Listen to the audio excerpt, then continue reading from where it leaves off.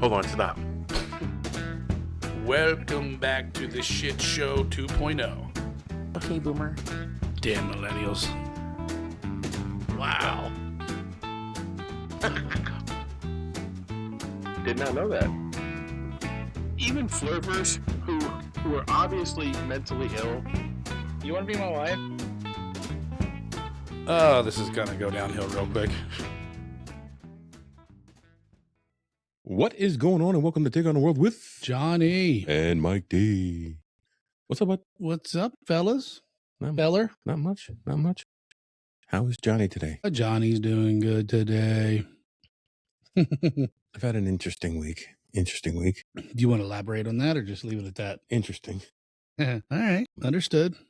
Bunch of stuff is going on. I busted my front door. I thought you were going to say I thought somebody broke into your house. I was mowing the lawn, and the rock hit the glass, and Oh, okay. I spent yesterday replacing the front door, That sucks. and then my washing machine broke. Always something, man. Thankfully, I found it still under warranty, so. You had the wherewithal to get that warranty, that extendo. Yeah. And I thought, when I looked at it, it had a 2-year warranty, and I'm like, 2 years, ended last week. Of course, yeah. But when I looked at it closer, because I didn't have my glasses on when I looked, it was 3. So I'm golden. Good thing, man. See, sometimes that shit just works itself out. I'm so glad. And there's no reason something 3 years old should take a shit. Well, the reason it did is the water pump, the drain pump went. Yeah. And it's all dog hair. It's going to be clogged with dog hair. I know it is. That freaking dog. I have not too bad, but yeah, I got a little white hair on me. All you got to do is walk in my house and you get white hair on it. Coco didn't shed like that. No, she didn't. Jack's white devil. I think his is like a nervous shed. He's got a double coat. He's But pity and lab mix. what I've learned is when I come over, he's always really excited, barking, and I don't pay any attention to him. I just ignore him, walk in, don't pay any mind to him, don't touch him. And then 10, 15 minutes later, he'll come up to me and be like, he wants his loving. Hey, you haven't petted me yet. Right. But I mean, that's what I've learned from watching those shows. Yeah. And, you don't give them attention while they're acting, Truth. whether Yeah, they're truth. excited like that. So what's been going on in your world there, buddy? It's been a couple weeks, 3 weeks. Yeah. Couple 2 tree. A couple 2 tree, in this whole Ozempic world, I'm getting fatter. So I got that going for me. I've got to do the oil and I think I got to do the brakes on my car. Your car. They're squeaky. Didn't we just? Oh, that was the other car. Yeah. So now I looked at the rotors and the brake pads. The brake pads look like really thick, but I did a couple searches and they're like, well, sometimes you'll get squeaky brakes if you have like crappy brake pads. You get a lot of brake dust in the pads. Yeah. But it's so annoying coming home and you like that, high pitched squeal. It could be your rear brakes. You check your rear? I only say the front because I got a lot of brake dust on the rims. Yeah. And then I clean that off. And if I hard brake right away, it'll go away. If it doesn't do it. But if it's like a light brake, it's. Well, it also could be if you have ceramic brakes, that also causes a lot of squeak. Yeah. I don't know what they are, to be honest with you. And what kind of car you have now? Volkswagen. That's right. A Wunderwagen. The people's car. Anyway. But other than that, man, everything's golden. Rides nice, gets good gas mileage, especially now that we're paying out the nose through gas. I had so much stuff going on this week. My brain was completely freaking scrambled. Was it kaput? It was kaput because when I was doing the door yesterday, I got a call from a friend. Hey, you want to go for a motorcycle ride down to a place in Allentown? And I'm like, you know what? That sounds freaking awesome. And so I asked Deb, I said, you want to go for a ride tonight? She goes, sure. So we get on the bikes. We go to meet this guy. And we're just about to leave. And I get a text from Barrel Age Ron that we're supposed to start taping in an hour. And I'm like, oh, You're nowhere near home. I completely forgot. I felt like a dick. That happens. And, It happens. And I'm like, I just said, hey, dude, shit came up and I'm not going to make it. And then we took off on the bikes. And then he tried to call me and I'm on the bike. And I'm like, I feel like a fucking dirtbag, man. Because I love taping with those guys. And I was really looking forward to that episode. In fact, in the fridge right over there, it was the beer for the episode. And I was so happy that I found it, because usually they get stuff that down in Virginia that I can't get here. Right. And so it's Great Lakes Brewing, Edmund Fitzgerald Porter. So when this pitcher is empty, we'll take a break. I'll throw their commercial on, and then we'll get that with a little taste test of our own as an homage to Barrel Aged Flicks. As an homage of how much a scumbag you are. Yes. And I texted him, then, dude, I am so sorry. Like, here's what happened. There was more going on. I told you some of it earlier. Yeah, I'm not going to go into that on air because that's really private. But and then all this other stuff, the washing machine, just everything piled on me this week, and I'm like, what the fuck? And since I haven't been at work for a while, I haven't had to deal with that much stress in a short period of time. So I was dealing. This is how I dealt. I said, let's go for a ride. And we'll go for a ride. Right. A ride always get your mind right. Gets my mind right. I completely forgot about my obligation, and I just feel like a dick. So, so in case you haven't been listening, I am, I guess, a semi-regular on Barrel Aged Flicks podcast. It's a movie podcast. You should check it out because it's a fun podcast. Well, shit, I don't remember. Was I think I was on once. Super fun. I sat here while you recorded a couple of them. If you could do a Friday night, I'm going to ask them if you could be on All Quiet. Yeah, Friday nights are pretty good for me. Excuse me. Because I'm actually hosting that one, and we're doing the German version. Yeah. The newer version. I'm doing the remake. Everybody, I am actually doing the remake because everybody knows I fucking despise remakes. You do. But you got me to despise remakes. But I do enjoy this one. This one was not lazy.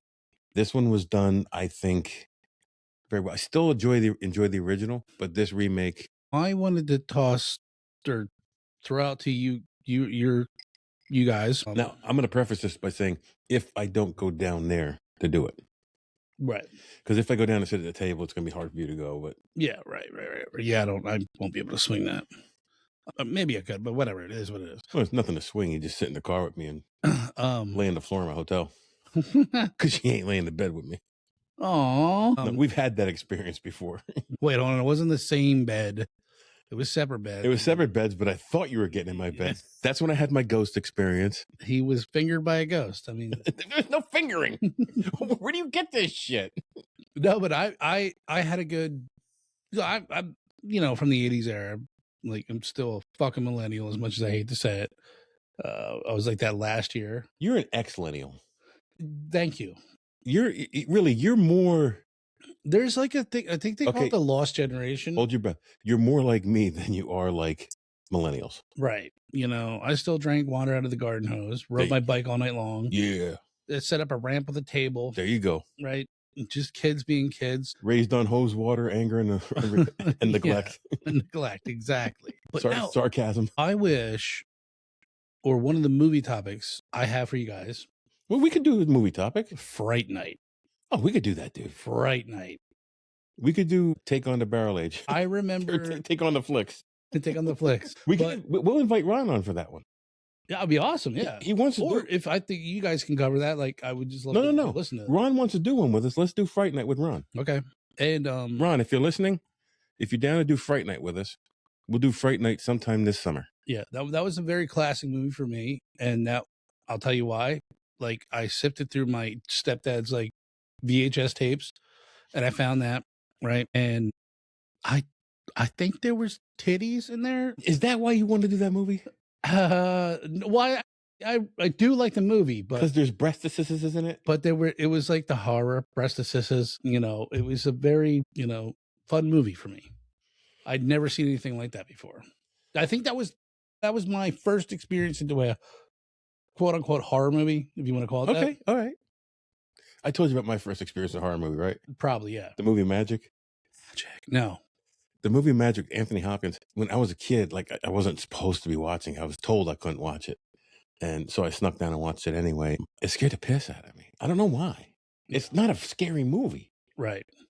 Because I just watched it recently and I'm like, I was afraid of this. Right. Like, really? Actually, I think that was my first horror movie because I had watched Poltergeist as a kid, young kid, but that was my first very memorable movie. That doesn't drive me nuts, by the way. I like Crunch Nice. But there was another one with Lou Diamond Phillips, and it was something like he was chasing down a serial killer who was like possessed by the devil. And that was another movie. That movie scared me. Lou Diamond Phillips chasing down a serial killer. Yeah, I remember one point the serial killer guy, he ripped down a ceiling fan, right? And then he was holding it and it was like spinning this way and he was trying to kill Lou Diamond Phillips with it. Help us in the comment, folks. Yeah. So, but, so in our comments, in the last episode, I said if someone wants to hear us do the Pinkertons, mention it in the comments, and one of our fans commented, do the Pinkertons. Okay. So that's what we're doing today. All right. Doing the Pinkertons. And I was all ready to shit completely on them. And I did in my research. But then I watched a couple of videos and I had a slight change of heart. Okay. Not a complete change of heart. So when we get to that, we're still doing our pre-game. I had a dream the other day. I had a dream that I actually came through strong on this podcast and I did my research. That is a dream. That'd be a dream for me. And then that I so much as went to hunt down like historic newspapers. Hold on, I get my Luxembourg cherry out of my old fashioned. Okay. So good. Oh my God. So good. And by the way, my first old fashioned. Thank you, Michael. I can't believe you never had an old fashioned, dude. Well, I mean, I guess I'm just a simple kind of man. So it's a slightly non-traditional old fashioned, as I told you. Right. I don't have fresh oranges, so he threw a dried orange in and said, "Spritz it over the top." You fuck. How dare you? So what you'll find is with dehydrated oranges, because I sprinkle a little sugar on my oranges before I dehydrate them, you'll get concentrated orange flavor from them, because as they rehydrate in the drink, it'll just release the essence into the drink, is what you want in the drink anyway. So that makes sense. It's every the second best thing I took was better and sweeter. Yep. It's the second best thing to expressing an orange and rubbing it on. Don't ever muddle your freaking fruit in an old fashioned. Express yourself. This is for bars everywhere in the United States. Do not muddle an old fashioned. You can muddle the sugar cube with your bitters, but do not muddle your fruit. Thank you. PSA over.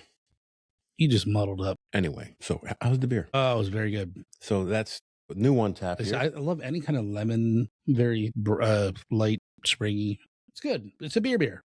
That's new on tap here at the Mike D Bar and Grill. Out of freshly cleaned tubes, I must say. Yes, I was cleaning the tubes as you walked in. Very important. Sam Adams. Them tubes get Sam Adams Summer Ale. That'll change the flavor of the beer. Might make you get sick. Oh, that is good. Right? That's it. Oh, you could drink that all day long. Well, I said it's a porch rocker, but they actually have a they do have a porch rocker. Oh, I like that one. It's like for a production beer. I like it. Yeah. What we were in Colorado or something. We were at that busy bar waiting for our flight. Which one? Right. No, I always thought whatever. We got two. I always get two beers because I don't want just give me two because I don't want to hunt you down again. Right. And that was it. Left hand. No. This was in the airport. This might have been coming back from our Southeast trip, but it was Sam Adams Boston Lager. And I was like, holy fuck. I'm like, this is so good. I don't know why it was so good. Because we were traveling. And it just hit right. And it was money, dude. No, because on the plane to Saipan, boy, we killed all their Jack Honey. Yeah. We don't have any more. I don't know how, when I came back, I don't know. We went from wherever the fuck we left back to the States.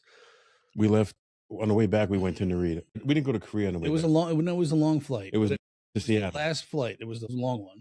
Well, we went from Seattle to Chicago and Chicago to home, didn't we? Because that's where I found the knife. Yeah, we went to Seattle. That's where I found the knife in my bag. Yeah, that was Chicago. Dallas, Fort Worth. Yes. But anyway, so when we left, before the plane was taking off, we're getting our drinks. And I'm like, give me a double Jack and Coke.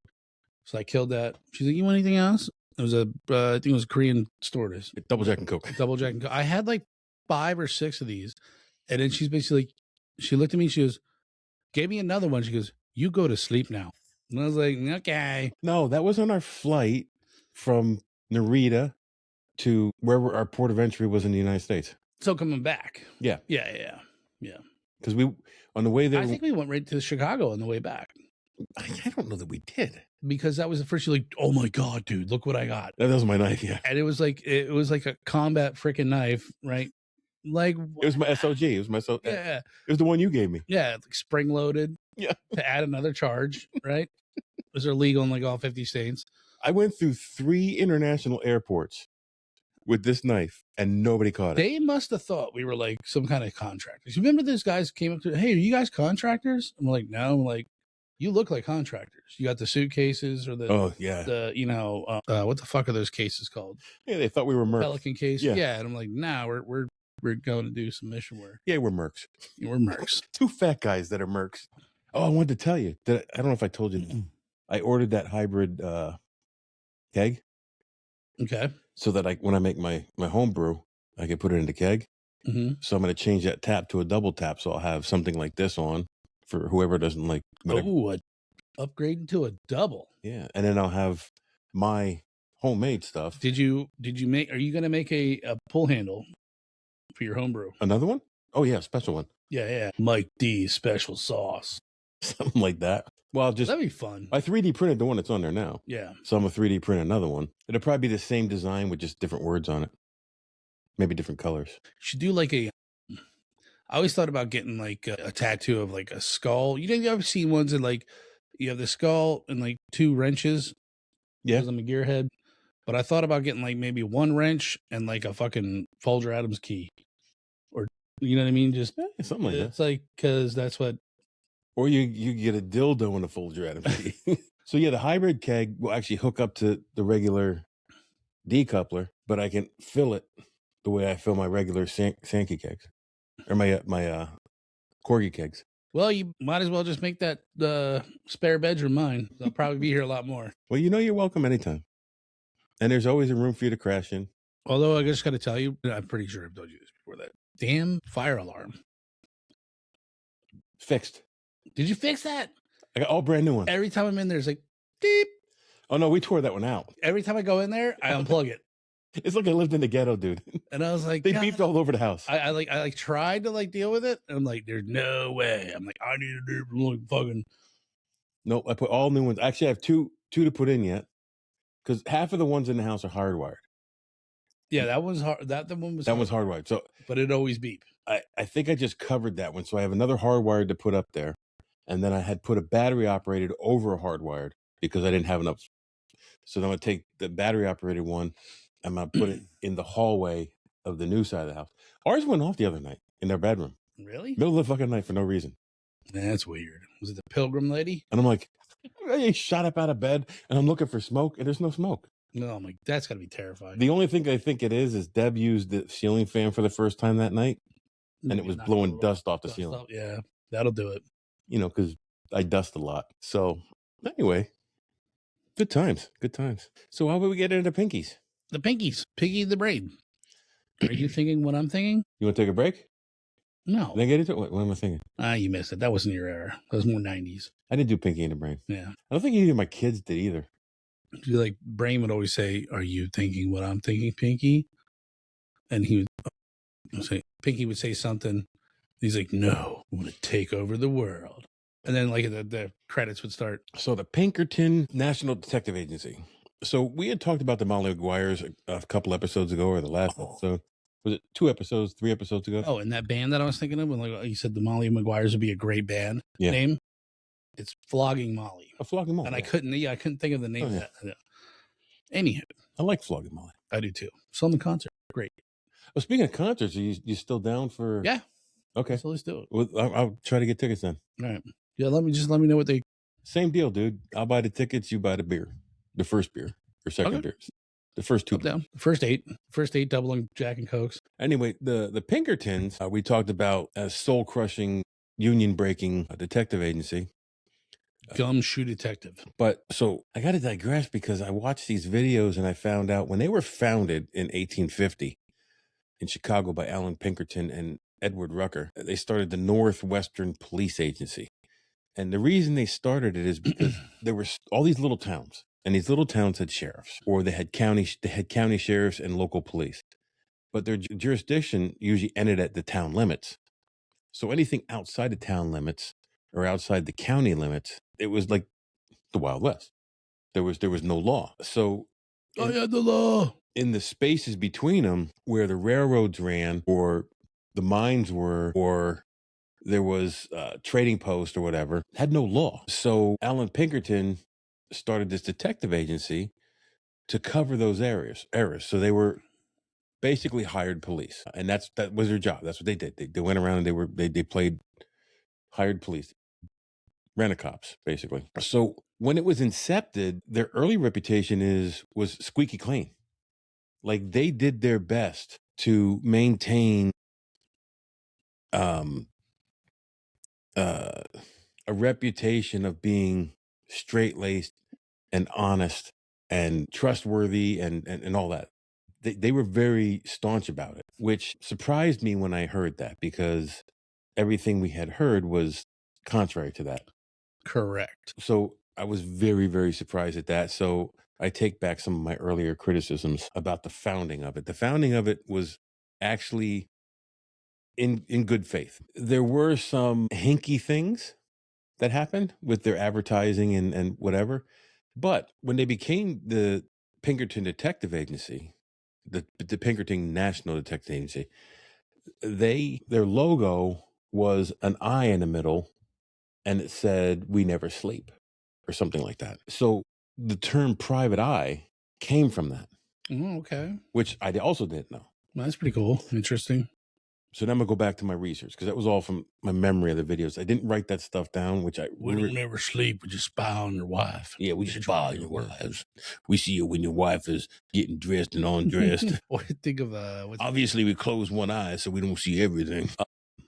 So the early reputation was building an agency investigating theft, tracking criminals, and helping law enforcement. During the Civil War era, they worked for Lincoln and the Union. Pinkertons helped uncover the Baltimore Plot against Abraham Lincoln, and the agency gathered intelligence for the Union Army. And this is where things started going a little hinky for the Pinkertons. A little south, some not so textbook. Well, there was speculations. The old speculations. So Allan Pinkerton really used his proximity to Lincoln to his benefit and the agency's benefit for advertisement and... Which makes sense. Why wouldn't you? Of course you would. Hell yeah. But there were speculations that there was never actually a plot in Baltimore that he made. Like, you're an important person. Am I? Just pretend. Okay. I do that every day. And I come to you and said, John, I found out someone's going to kill you tomorrow or the next day. You better get in line. I know what the plot is. I know what their plan is, and I'm going to help protect you. So you say, you know what? Just to be safe, I'm going to go with what you said. Here's what we're going to do. We're going to hold you up at the second floor of this theater. The theater. Right. You'll be perfectly safe from every shooter that wants to kill you. No one's going to get you on the second floor. We got one eye on you. We never sleep. We never sleep. So I come to you and say that. You say, you know what? Let's be safe. I'm going to follow your plan. And you go through the whole process. The next 5-10 days, you're safe. You don't get killed. You know what, Michael? Thank you very much. You saved my life. I think I'd like to work with you. I'm very grateful. I'm gonna keep you around. So now the Pinkertons are in good with Lincoln, and he's in close proximity with them all the time. They keep using the agency for more and more and more things. Of course, because you just saved my life. Why not? Sure. But there were people out there saying that this plot never existed, and it was made up, and the evidence was made up just to get the Pinkertons in that proximity to establish their reputation. I don't know if that's true. That's wicked. That's honestly, the scumbag move. Scumbag genius. Scumbag genius. So after all this, okay.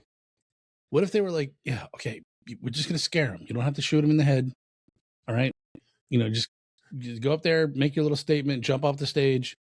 But he didn't know how to use a gun. And he's like, "Oopsie daisy." Well, see, this isn't that plot. I know. I'm just saying. This isn't that plot.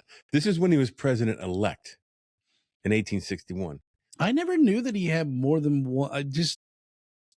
I never knew he had more than one. I guess it makes sense. Well, because of his his platform, he was hated by a lot of people. Sure. I mean, like how many other presidents were attempted assassination before him? Teddy Roosevelt? Was before Lincoln? No, you're right. I know. Son of a bitch. Okay. Might want to delete that part out. No, I'm gonna leave that in. I'm gonna leave that shit in. Hold on, wait a minute. I go by the Ronald Reagan? Ronald Reagan. Ronald Reagan was the first president ever attempted assassination. And then Lincoln. Then followed up by Reagan Lincoln or Theodore Roosevelt Lincoln. Hey, if you want your American history, you come here first. Just be out of order. So the Pinkertons gathered reports through detectives, concluded that there was a real threat, helped manage Lincoln's secret nighttime passage through Baltimore safely to Washington, D.C. After that, Pinkerton also served Lincoln and the Union as intelligence chief early through the Civil War, though his wartime estimates were also often inaccurate. So his intelligence gathering... So they're about as accurate as I am. Well, they're about as accurate as the weather. Yeah, they're about as accurate as Johnny's recollection of history. Pinkerton said he used informants, undercover agents, intercepted rumors, and direct observation to build the case that Lincoln would be targeted in Baltimore.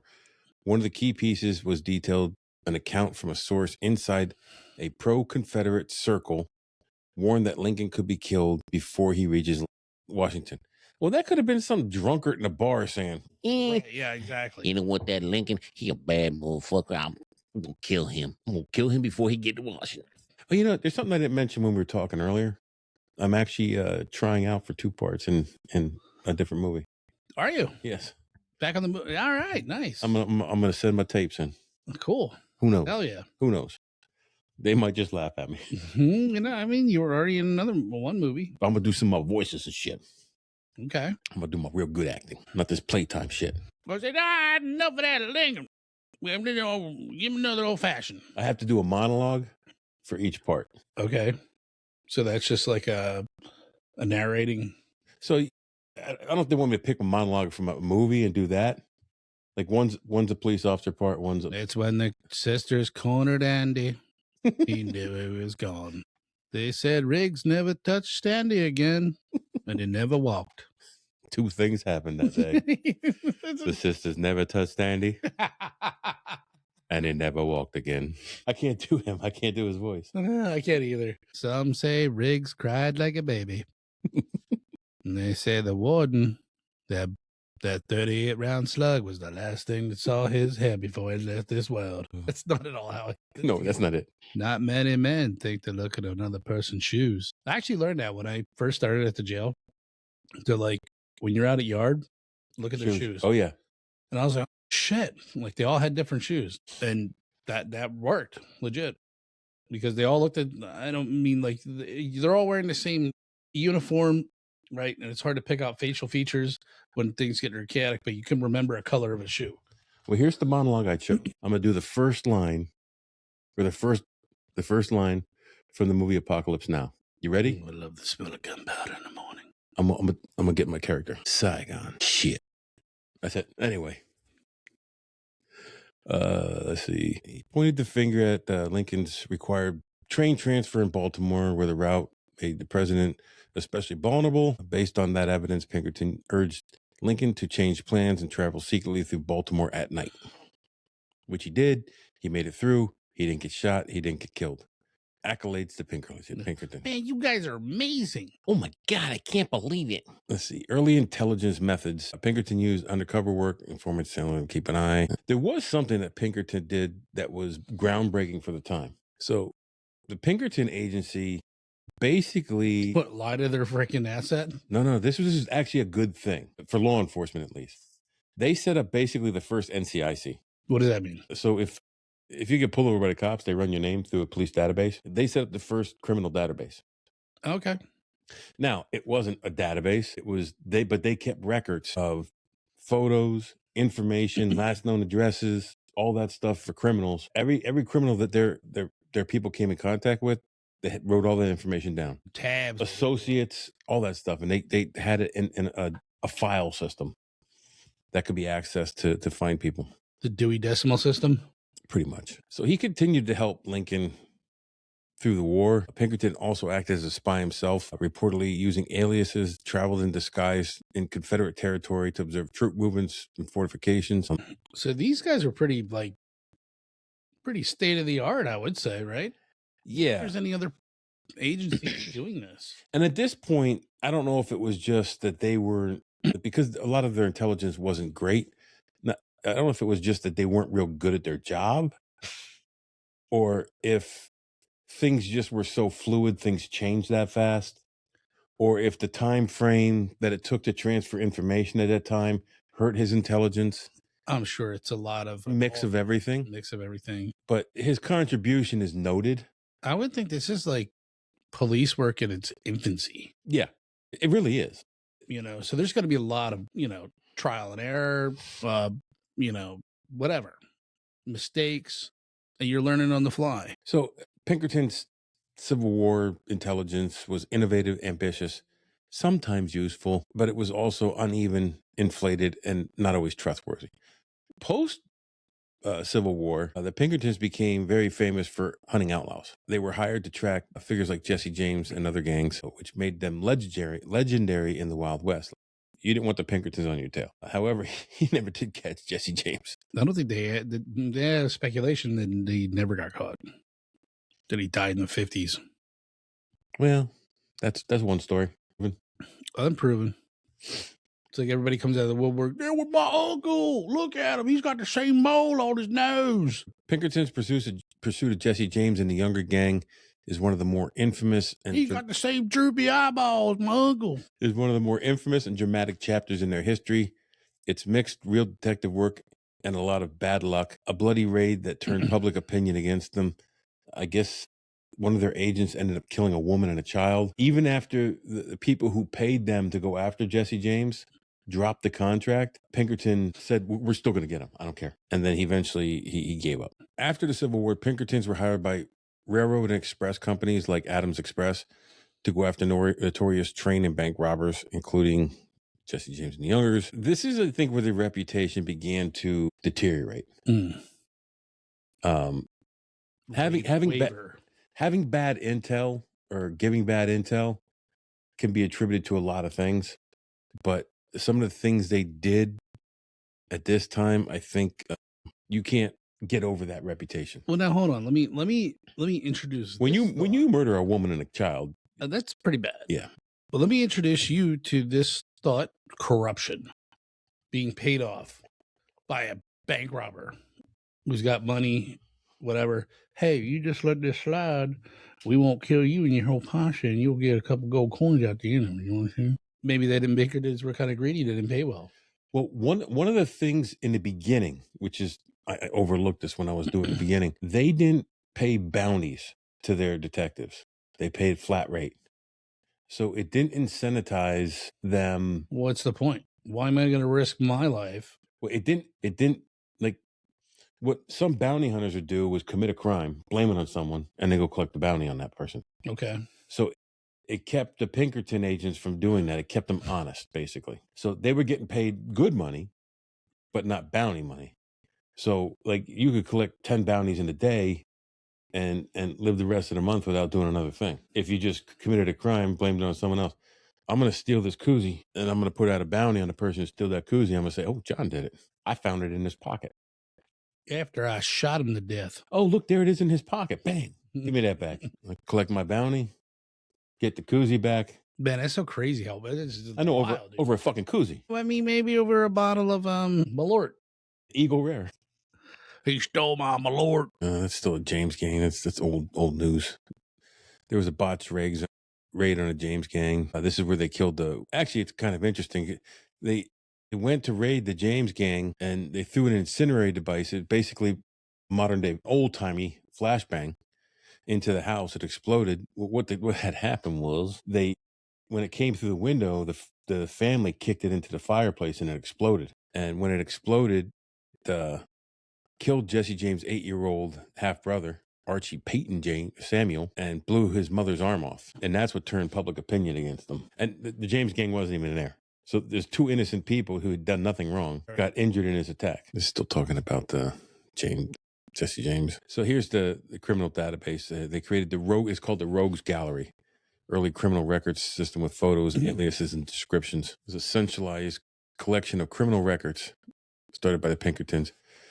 Included photos, names, aliases, descriptions, modus operandi, and known hiding places, which for that time is groundbreaking. Sorry. Like to wear fishnet stockings and dance in the dark underneath the moonlight. The Pinkertons' collection of mugshots and case files grew to the largest criminal photo archive in the U.S. by 1870. Was heavily used on wanted posters and cross-checks. When I think of this, when I read this reminds me of Hoover's FBI. Yeah. Like he just had tabs on everybody. Everybody. Except for himself, because he was a freak who lived with his mother. Cross-dressing. He was in that sinful masturbation. What he was like a freak though, wasn't he? Supposedly he was. I don't know. Sniffing his mom's underwear and shit. Maybe J. Edgar Hoover's a topic we should cover. I think we should. Okay, I'll put it out there if someone wants us to cover J. Edgar Hoover. But this is very reminiscent. Do you not agree? Do you not disagree? Drop a comment and tell us to cover J. Edgar Hoover. You know, they have better tools, you know. Well, they created a lot of things that are used now, which are, I think, for its time, are the only things I think positive moving forward came from the Pinkertons. And I don't know what the Pinkertons became today, but the next part is what we already talked about with the Molly Maguires. It shows the true, I think the true devious nature of what they became of that time. I think they started out with good intentions, and I think the only way to continue to make money was to cause problems. Well, it's like you said, if you can easily set somebody up. Yeah. And I think that's where they ended up going anyway. So I'm not going to go too deep into the Molly Maguires because we already did that. Go back and check that episode out if you haven't checked it out. It's interesting. Almost anybody who lives in Schuylkill County, Pennsylvania, knows about the Molly Maguires. If you're not from Schuylkill County, if you're Irish, you probably know about the Molly Maguires.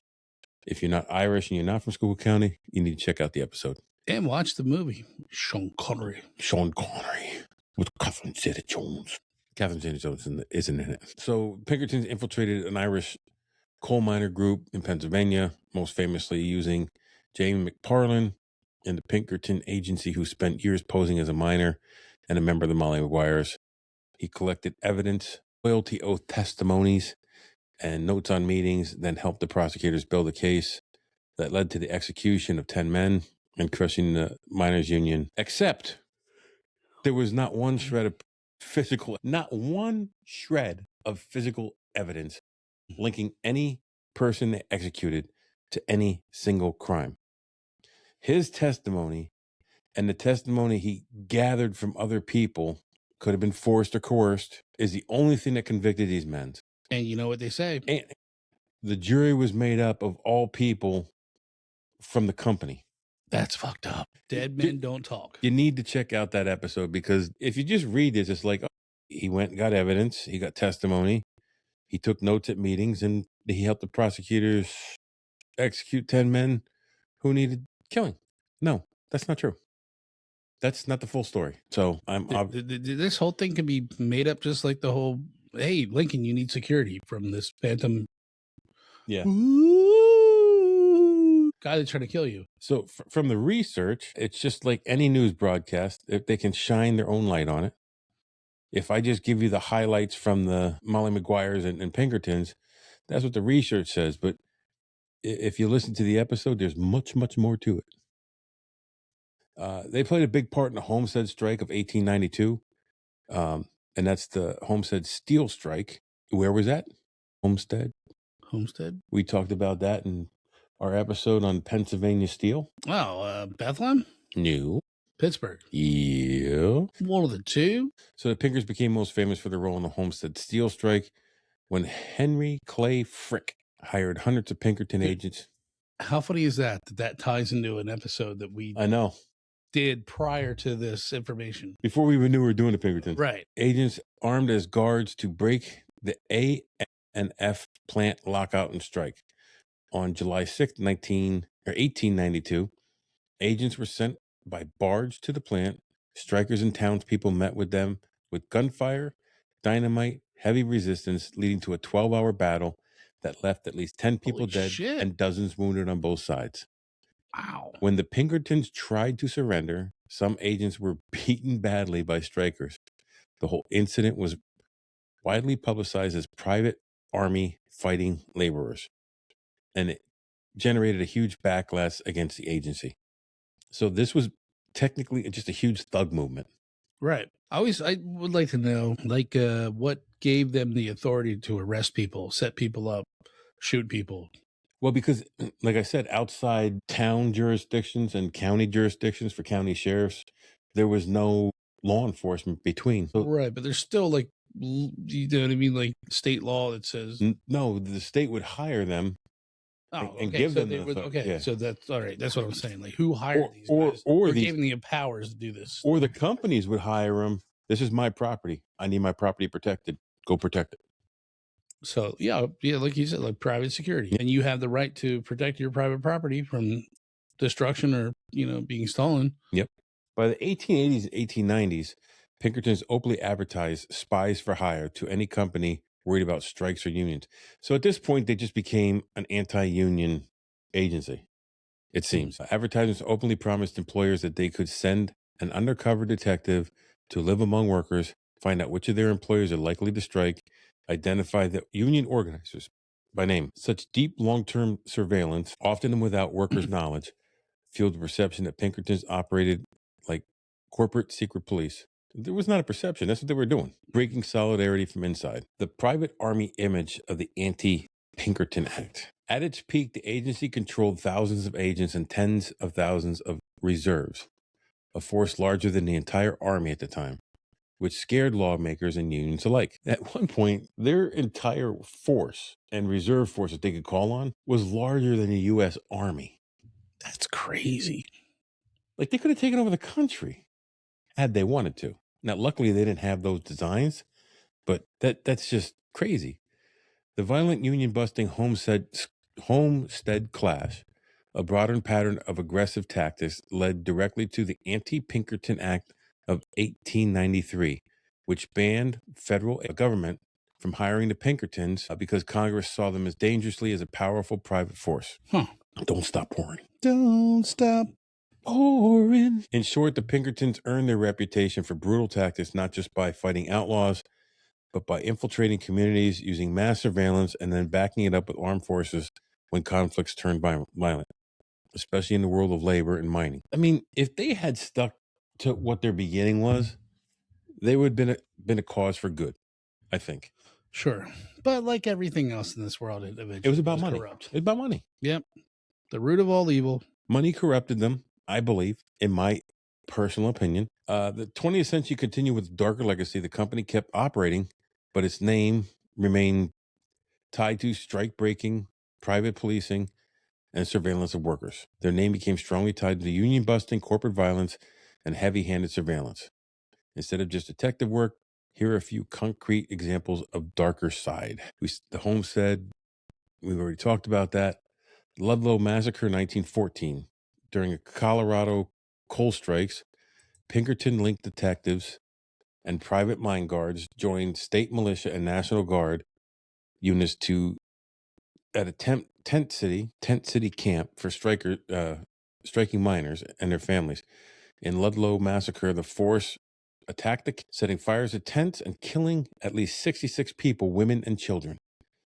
Contemporary accounts later, historians placed Pinkerton-type agents among the guards and spies, feeding information to the mine owners. Image of Pinkerton-backed security forces slaughter a family camp became a symbol of how far corporations would go to break unions. It buried the Pinkertons brand deeper into the history of corporate violence. And that's disgusting. Yeah, it is. Like, even the people who work for them, how do you sleep? Yeah, there's a lot of psychopaths out there, Michael. I just wouldn't do it anymore. Nope, I'm done. Yeah. Sorry. Bye. I wonder what their hiring process was too. Are you okay with killing women and children? Could you kill a child? Yes. Check. Could you kill a woman? Yes. Check. Could you rape women? Yes. Check. Could you kill a dog? Yes. Check. Oh, you're hired. And all for union busting. So we all know what unions were here for. Not to get over or whatever, for better wages and living conditions, That's back when workers were really legitimately being treated shitty. Right. I mean, nowadays a worker thinks because their boss raised his voice at like you need a union. Right. Like that's not. Or you fucked up big time, and then they're gonna fire you. Well, okay, well you fucked up. Like own your shit. But back then it was. I went down in a coal mine and was working, and I got stabbed by a fucking errant piece of equipment that wasn't well maintained. And now you lose your job, your pension, and your leg, your livelihood, whatever. It's just, yeah. And don't think for a minute that I'll tell you, there's nothing worse than an employer when you get an injury on a part of your body and they try to screw you over. They will. I was just going there. I was like going to say, and don't think that it doesn't happen today. And like it still does. And it all comes down to fucking money. Like you said, Mike. Your employer will try to make you out to be the bad guy just so they don't have to pay out. Yep. I mean, you know, it doesn't matter if you could have been the fucking best worker there. You know, the bee's knees, baby. You know what I mean? Mm-hmm. Right? Now you're nothing. Oh, you're no good to my company. Be gone with you. I don't want to pay you. In fact, we're going to hire a company that's going to fucking kill you and your family. You turd. Right? That's how you know what I mean? That's fucked up. Well, that's what was happening. We're going to silence you. Where are we at here? Spying and dirty tricks. Espionage. Getting dirt on you. This is like social media before it was social media. Yeah. So, I mean, that's where I stopped. I didn't go into the modern area. I feel like that's another, if we want to, that's another, if the people want it, we'll give it to you. I don't know what they're doing now. Probably the same shit. My focus is always history. So I did historical. Maybe the company's a top-notch company now that creates golden rainbows and helps the homeless. And I don't know. They could be the best company in the world now. Maybe they turned over a leaf, you know. Maybe they help unions against corporate raiders. I don't know. They could be the best company in the world now. But historically, they have a sullied past. Sullied. So, but on that note, they did kind of, I feel, invent modern policing. They did. In the beginning, they did a lot of good. So it's like it's good and evil, this two double-edged sword. This two-headed snake. Two-headed snake. It's like the devil and the angel on your shoulder, talking in both ears. It just seems like the devil won out in this company, and it's sad. It's sad because they've hurt so many people over the years. Yeah. And you know, I don't know what repercussions they faced. I know that there was an actual act in Congress to curtail their activities with the U.S. government, but that didn't stop private companies from. No, I mean, they don't give a fuck. I mean, their main goal is to save their company, right, and keep fucking growing and being a huge, you know, company making as much money as they can, in my opinion. And like, I don't begrudge any company growing big and making money. That's not me. I believe in free enterprise. I believe in capitalism. You don't believe in going in? I don't believe in stepping on people's necks to throwing a quarter pound of TNT into somebody's window. Some people believe that any corporation that makes money is stepping on the necks of the workers. No, a company who makes money puts money at risk to do that. So therefore, they're entitled to their profits. Sure, but it goes in tandem. It works in tandem with, you know, making sure your employees are safe. Right. And I think that should always be a priority. If you're not creating a safe work environment for your employees, then what good is the money? Because you're ultimately leaving yourself at risk for a lawsuit, which will cost you more money in the end. So, yeah, and if not that, then you're just treating your employees like they're disposable, which is not good. Because I don't care what anybody says. Someone who's worked someplace for, let's say, let me just pick a number out of the top of my head, 33 years. Okay, is odd number. Was worth something, and someone who's worked there for 3 years doesn't know shit about how things go. Even though you think you can train that person to do the job the way you want it done, someone who's been there for 33 years knows how to get the job done. Sure. Now all of a sudden your say means nothing. Right. You're just cast aside. You're last week's garbage. Wait, now I hate that. It's you see it all the time. You know, I feel there was someone in my family. He worked for I forget, Curtis printing shop in Delaware. Not Claymont. What's the fuck's the city there? Wilmington. For like 30 some years. And then right before he retired, they're like, pack up your bags, buddy, you're done. And he took it on the chin, That's fucked up. Started doing other shit and, made it work. But yeah, it's fucked up. Anyway, so that's the Pinkertons of history. We took on Pinky Pinkertons. The Pinker Pimps. Now you go take on the world. Hold on, stop. Welcome back to the Shit Show 2.0. Okay, boomer. Damn millennials. Wow. Did not know that. Even flirters who are obviously mentally ill. You want to be my wife? Oh, this is gonna go downhill real quick.